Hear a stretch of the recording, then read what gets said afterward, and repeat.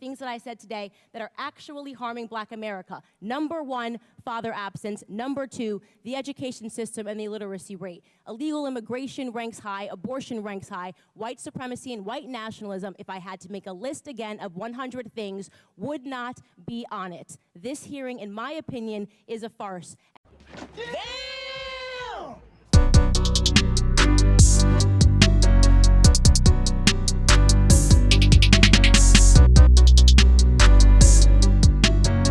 Low unemployment, record low. Black Americans, record low. Hispanic Americans, record low. Women in America, record low. Unemployment records. That is since Donald Trump was elected president of the United States. Is that good for America? Obama had 8 years, 13 million more Americans on food stamps, 8 million more Americans in poverty. That was his legacy. Who's doing a better job? Who's doing a better job? Well, Sean, man and woman has a job and a trajectory to the life they want in this great free country. You're not answering my questions. Look at these numbers. But now we I have agree you. in some ways. How did Obama fail with 13 million more Americans on food stamps? Did he fail? Did he fail with 8 million more in poverty 8 years later? No, he did not fail at all. He did not fail at all. I think what he did was he made Black America a focus. Like when they do this, have these delusional responses, just admit that the blacks are doing better under the Trump presidency. That's totally fine. But it's this refusal to admit it. And blacks are going to start doing the research, and they're going to start. What is happening right now in the black community, you're going to hear it in this room first. There's an ideological civil war happening. Black people that are focused on their past and shouting about slavery, and black people that are focused on their futures. Victim mentality is not cool. I don't know why people like being oppressed. It's the weirdest thing I've ever heard. I love oppression. We're oppressed. 400 years of slavery, Jim Crow, which, by the way, none of you guys lived through. Your grandparents didn't. It's embarrassing that you utilize their history. You utilize their history, and you come in here with more emotion than they ever had when they were living through it. More emotion than they ever had when they were living through it. It's embarrassing. You're not living through anything right now. Thank you so much, first of all, for the compliment. It means a lot coming from you. And let me tell you, do not be sad for me. This is exactly what I wanted. This is exactly what I intended to happen, because I knew exactly what I was going up against. When you go up against the left, this is what they do. They try to essentially say that you are not allowed to think differently. I say it all the time. Blacks are ideological slaves and pawns to the Democratic Party. I've said this over and over again ad nauseum, which is just that victimhood has become almost a mental plague upon Black America in particular, because that word racism is being so overused that society is becoming desensitized to it, and we actually can't even recognize it when it actually exists. We think everything is racist. Things that used to be normal conflicts between human beings, getting cut off while you're driving, having a bad correspondence in a grocery store, you should just brush it off, shrug it off, and move on with your day. Now people are crying and making videos and pleading on Facebook to say, look what I experienced today. I mean, it's sad for her, but I think it also says, as you mentioned earlier, it's something bigger that's happening in culture that needs to be addressed before it goes too far. Luis, and you ain't black. Apparent to me over these last few years that the left has no idea that the world did not begin in 1776. 3 years of traveling the country and facing off with hysterical liberals, and that is my scientific conclusion, that they haven't the slightest idea that anything exists or that anything ever existed outside of the United States of America. And let me give you a recent example. You will all recall when the left, which in my opinion has morphed into a doomsday cult, feverishly and inaccurately predicting that everything President Trump says or does will end America. But you all recall when they once again prophesized our doom when Iranian terrorist Soleimani was slain in a military operation. You remember that, right? This is the beginning of World War III, their headlines read. They promised us we were going to head straight into World War III.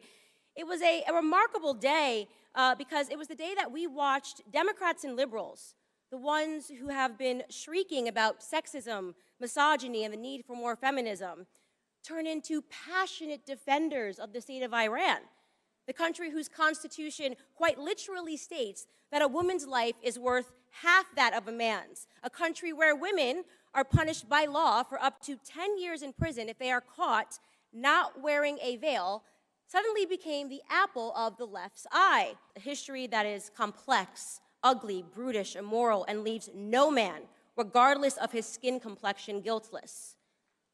But the left wants us to believe otherwise.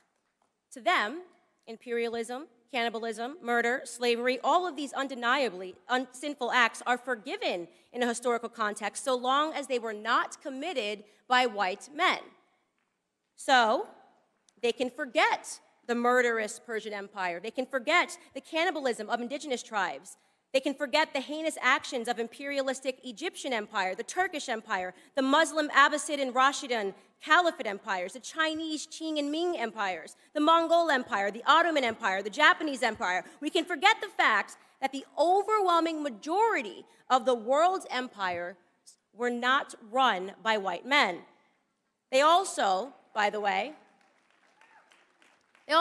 choose to forget the fact that the first to abolish the practice of slavery was Great Britain.